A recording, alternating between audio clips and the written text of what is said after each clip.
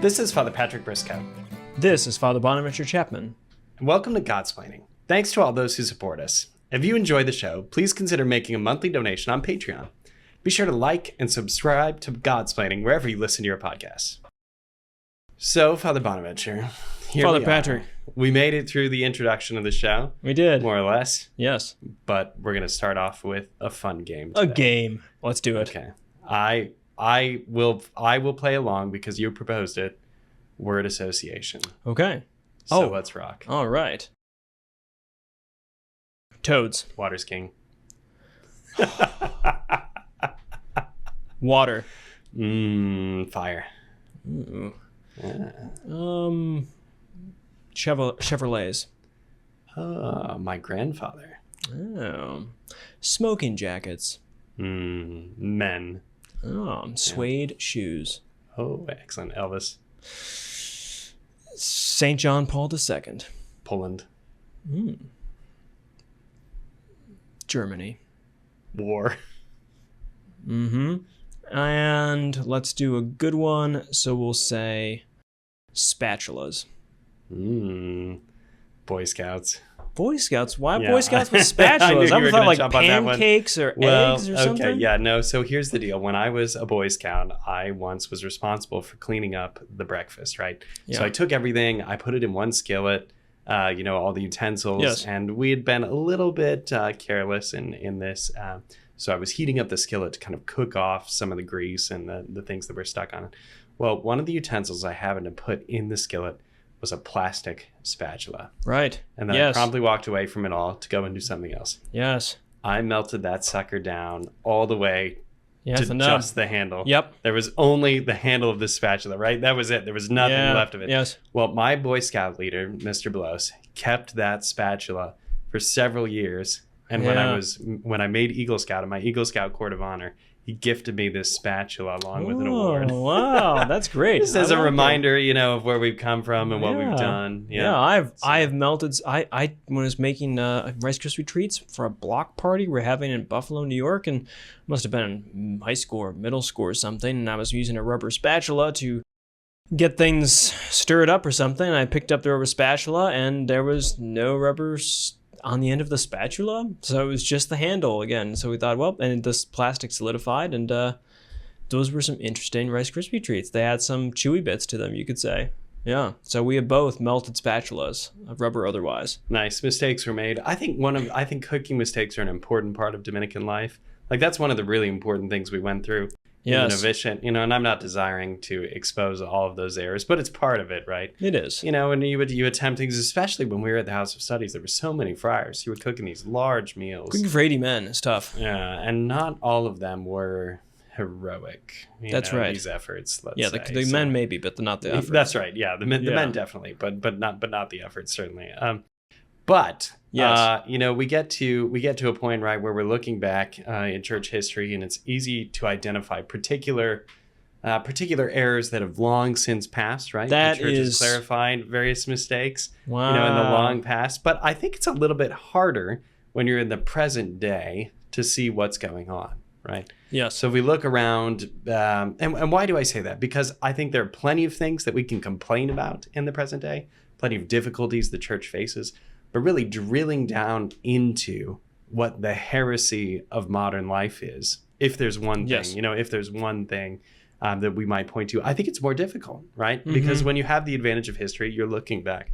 What are your immediate thoughts on that? Yeah, well, that's a seamless transition from errors from cooking with spatulas, errors in the kitchen in Dominican life, to errors in modernity. That's fair enough. And heresy, it is harder to see one's mistakes in the present moment, you could say. And I think it's harder, again, also to see the what we say a heresy. Well, heresy. Let's do a definition while we get on the floor. Absolutely, yeah. Heresy is not just thinking something wrong. Heresy is an intentional denial of post-baptismal, so it's something that a baptized person can do in a narrow sense, and it's an intentional denial of a dogma or a doctrine of the church, something like that, right? To be differentiated from, say, schism, which is the separation from the church or the Roman pontiff, so it's against unity, but you might You might have the same beliefs. You might have the same doctrines, dogmas. You're not in communion, that sort of thing, right? That schism, you can do both of these, of course, together.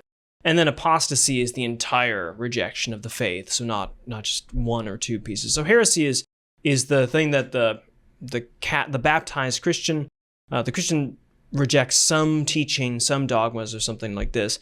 And it is heresy. Well, it's something to be avoided, of course, but the church learns through heresies too.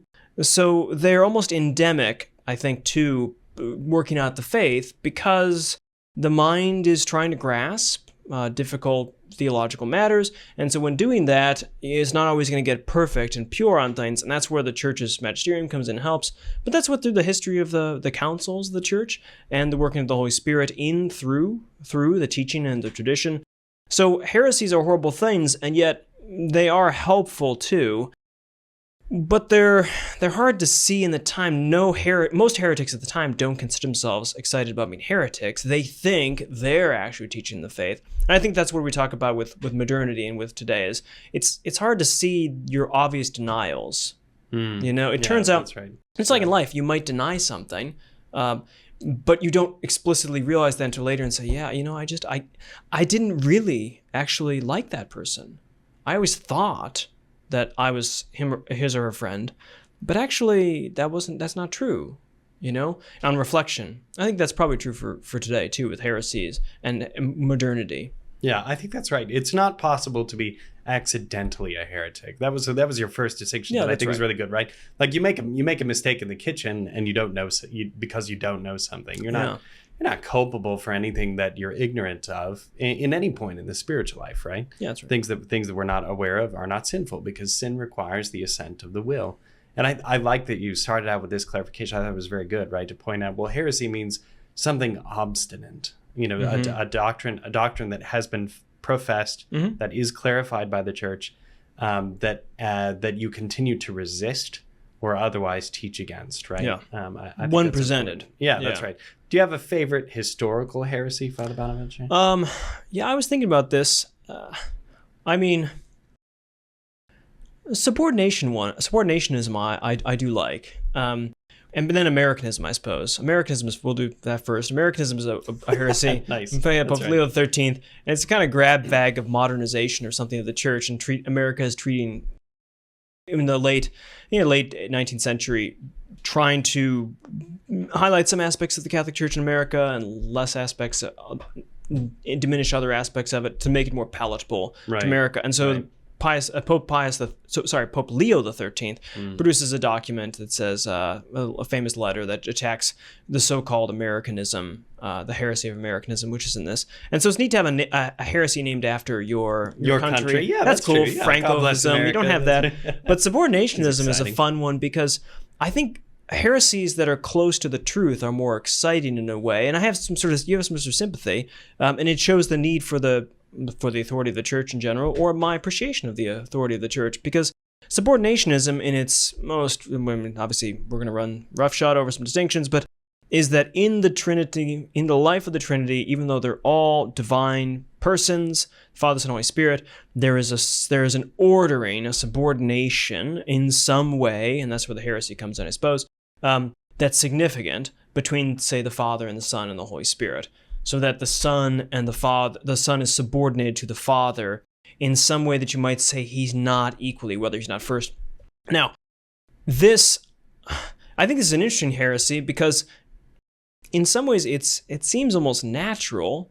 If you're reading the scriptural witness, Jesus is often subordinating himself to the Father, not my will, but your will. That's human divine will. Right. So that's not a problem. Right. Only the Father knows. Only the Father knows. That's more clear case where it seems like he's kept something. So the subordination heresy here, which St. Bonaventure also sometimes accused of, and this, careful is, and it's an interesting one because it has some sensibility to it, but also we want to say if we go down this route, then we don't have equal persons and equal divine natures. So the church is very careful about how this subordination comes. Origen, I think, is probably the first guy who really plays this out.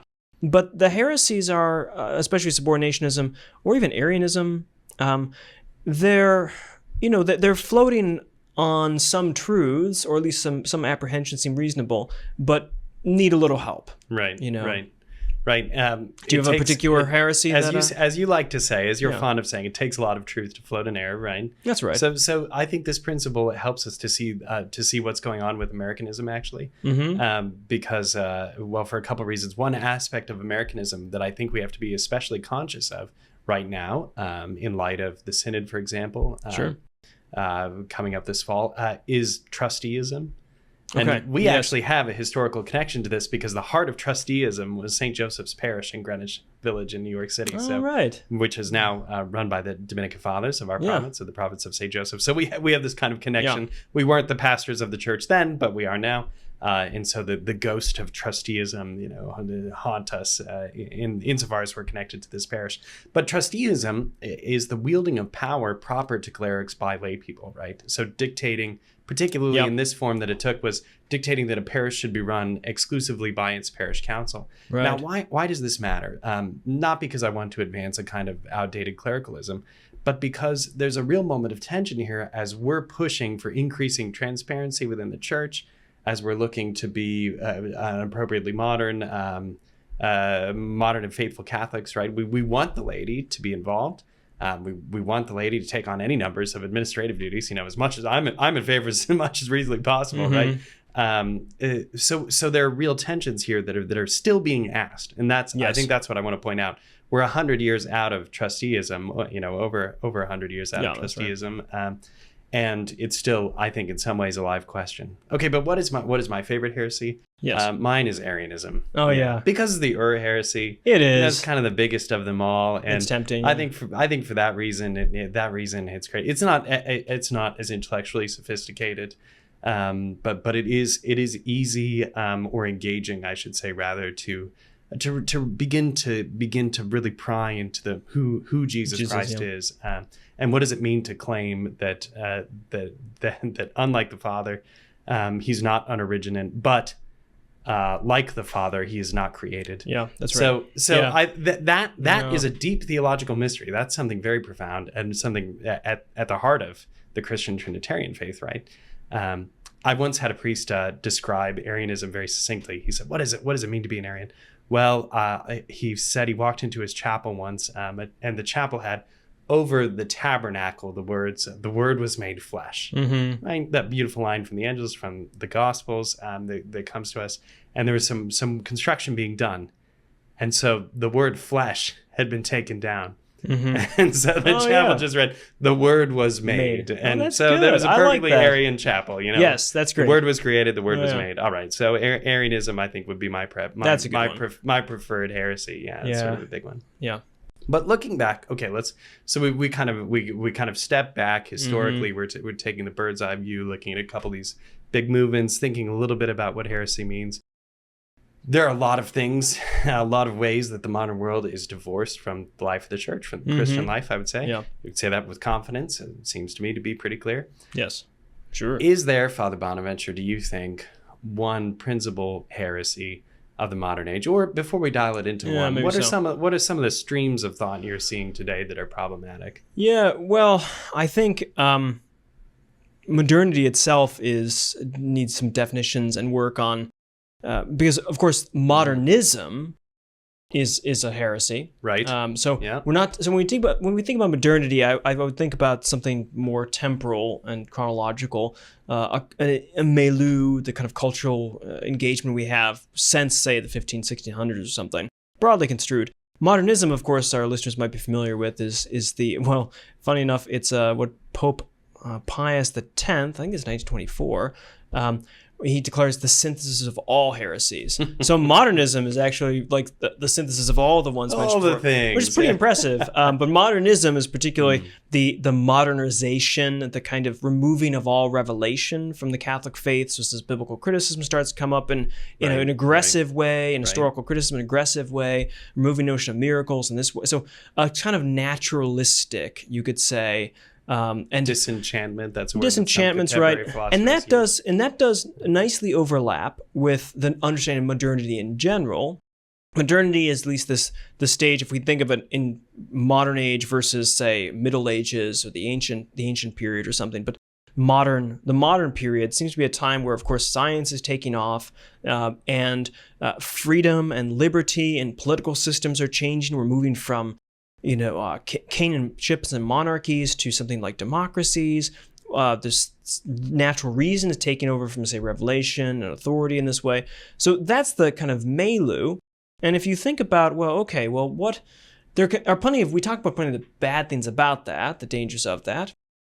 But I wanted to think about just the heresy. So not just like the difficulties of, we don't talk to each other anymore, or we're not as attentive to each other, communication is more difficult, or, we don't live on the land anymore, and the kind of natural difficulties of modernity that many of us would be inclined, although there's plenty of positive things, like, for instance, electricity, podcasts, indoor plumbing. We talk about plumbing a lot on the podcast. We're big fans of plumbing. That's our go-to reference. Plumbing's pretty important. I mean, I like it.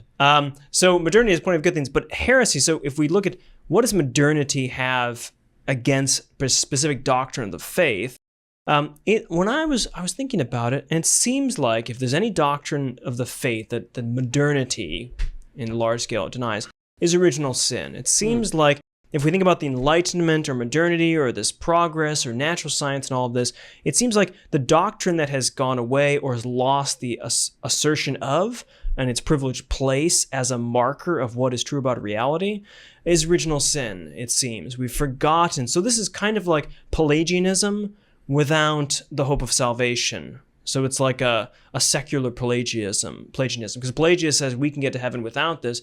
Modernity has this, who cares about heaven, but there is no fallenness in a sort of way.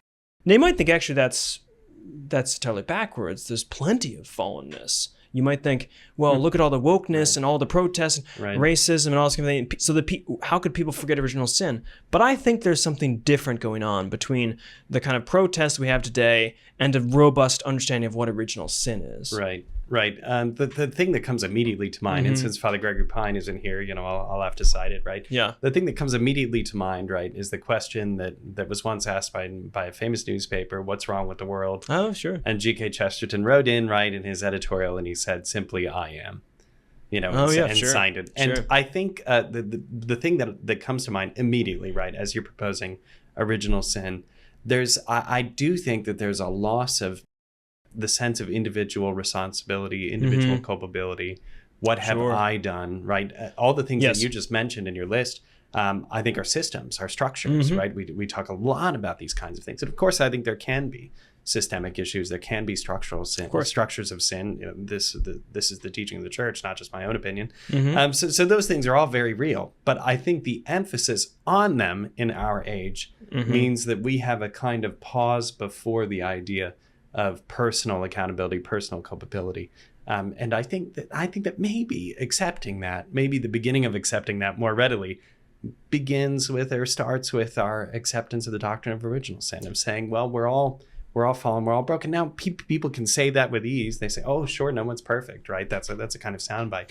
But what does it mean to really look in the mirror and say, nope, I don't have this. I don't have this. And that's historically why I think this is a heresy or the heresy of modernity is because it's in modernity. Well, you see this in some of the Jewish tradition, I suppose, but modernity, for the first time, you see Christians more or less retelling the story of Genesis in public form. Rousseau is one of these. Kant does this. Retells the story of Genesis not as a story of fall from grace to sin and then redemption, but actually in their narratives, reconstructed narratives of this myth or what they see it as a maturation process, so that the fall from sin is not a grace, sin, redemption move, but rather a progressively upward. Like sinning is how you learn to get better. You start at this bottom point. And you sinning is not actually a fall from anything, but rather a growth in knowledge of yourself and the need to discipline yourself. So those conjectural histories, those conjectural readings are early modern things that you don't really see I mean, nothing's new under the sun, so you see in some rabbinic stuff. But it's not Christians up to that point in the early modern period read the fall as generally a really devastating thing that we live through the effects of, which may have an Orpheus culpa, like there's a redemption in Christ from it. But now you start reading the early modern period of the Orpheus culpa is for you. It's not that the fall occurred, therefore Christ comes and saves us, but that we are progressing through this. That it's good that we know about our limitations and such, and this is part of means to growing up, from going from a childhood to an adult status, and that this is almost necessary in our maturation process. And that to my mind it keeps the story, but it gives it a different coloring such that the doctrine of original sin, the notion of now there's something kind of wrong with us and we should expect a kind of brokenness and a need for another to redeem, that now is now just a project of progressive development. Right. I think that this begins to hint at another theme that I think can be drawn out, right, is the turn inward, the turn to the self against other communitarian dimensions of life. I think that could be one of the philosophical trends, one of the ideological threads underneath there, that we have this turn inward, and when you're so focused inward, actually, you begin to cease to see the ways that you are responsible or coming up short, if that makes sense. If you're looking inward, and you're focused on yourself, you can't readily acknowledge the deficiencies that are there, and then when you come up to them, you become so anxiety ridden that's all you've got. You can't face them. I think autonomy is the kind of the invention of autonomy, and the notion of the modern self as this isolated individual, and almost atomic. Kind of, we're talking about atoms in this, and we have human atoms, such that yes, you're not in the society that's banging against each other necessarily, so that teaches you about your failings and such, but rather you turn yourself because you are the base core key constituent of the universe qua human, and the problem is the society, not you, as opposed to in the you could say in the Christian dispensation where you accept original sin, the society, particularly the ecclesia, the church, the society of God, is the solution, and you're the problem. You need to be fixed and brought into the society. Whereas in the early modern period, you have this, I'm good, and I have to keep, although Rousseau, of course, is a little different, but mostly, I'm the one who is okay as long as I can keep away from the bad influences. And this then trickles, I think, as we get in the non-philosophical and kind of the hoi polloi sensibilities, to the things you talked about with the structures of sin versus individual responsibility. You have this sense of, and this grievances today especially, the outworkings of, I would say, this heresy of modernity, of denial of original sin, that I'm not responsible, that it must be, it's the society that's the problem. Because it couldn't possibly be me. Right. We don't believe in a doctrine of original sin. Now, they would never say that, but I think it's, if you followed the genealogy of modernity and these stories and think about our own perceptions of it, it's easy to see how this heresy has fruit in even the contemporary street demonstrations and what have you. Right. Okay, so here's one that I've got. Try this one on. Without discounting your ideas, which are good and important. That's great. What about this as a theme, something that's unique to our age? Because of course, heresies grow, evolve, they come back over time, all these sorts of things. That's right. What about this as a major heresy for our age? Rejecting the holiness of the church. Now, why do I want to say that? I think for a couple of reasons. Because we have this kind of thread of Donatism, right, where we've got a problem receiving priests that have fallen from their vows, fallen from the holiness that their office demands. And we don't have a mechanism or a process for reconciling them. What does real forgiveness in these moments look like?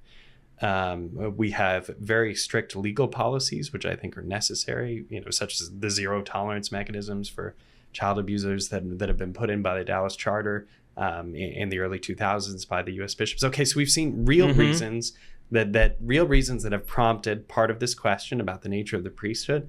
I think another part of understanding the holiness of the church is having a confidence in the church, our mother, the church, as teacher. I think that there are a lot of people that want to go basically anywhere else other than the church to learn the deepest questions of life, to be nourished in the study of truth, to be given a shape or practice for life. I mean, we've got Christians turning to things other than the Christian tradition for methods of prayer. And I think a lot of that is deeply problematic. So we doubt the church as teacher. And I think the third And this is where they kind of blend a little bit. The third is we have this breaking down of our understanding of the church as a community, which is why I really liked your bit about ecclesia, right? Yes. Okay, so what does it mean to belong to a body from which I cannot be separated? We drop anything in our life when it doesn't suit us. We get kicked out of things when you fail. The modern world, living in the modern world is a kind of rootlessness in a lot of ways. Like life is just more transient. People are more mobile. All of those are realities of modern living. And so I think we have this understanding that that the church is something that supplements my personal faith. My own faith could be distinct from the church, and that nothing really is added to my faith by being a member thereof. So I think there are some of these questions really deep under the hood. Well, what are your responses? I think that's got to be right. And then you might say, well, that's a dogma. Yeah, every Sunday we say we believe in one holy Catholic and apostolic church, and it's important we believe in that, not just like I know that's what this church is. No, more stronger than that. That's a belief. That's a commitment. It's a creedal statement. It's a dogma that you say I don't see this. I don't see the church being one, but I believe it's one. I don't see the church being holy, but not all the time. But I believe it's holy, and so I like and it's those marks, one holy Catholic and apostolic. To seeing them as actually they're doctrinal marks that take belief in them. And modernity kind of sits the little devil on the shoulder and says, nah, because again, the autonomy, the individual thing you're talking about being siloed off and such, and the church, whatever the church might be, isn't it really just an aggregate, a heap of individuals who can't practice what they want to do by themselves? But if we could get everything that we wanted about our faith just by ourselves, then we wouldn't need the church. So that's an accidental unity for holiness, as opposed to an essential instrument of holiness. And I think that's we just don't think in communitarian social role about society in these ways in modernity, or it's harder to. I mean, this is true for politics too. We're all kind of knee-jerk libertarians in the sense of us, and that's tied back to Americanism, I suppose. So they're all kind of, they're linked here and they reflect each other. And of course, since the doctrines of the faith are unified and integral, it shouldn't be surprising that there should be these connections between denying one's own responsibility, lack of responsibility, and therefore also denying the goodness and the holiness and the requirement of a society. No surprise there. These are connected because the faith is a unified thing.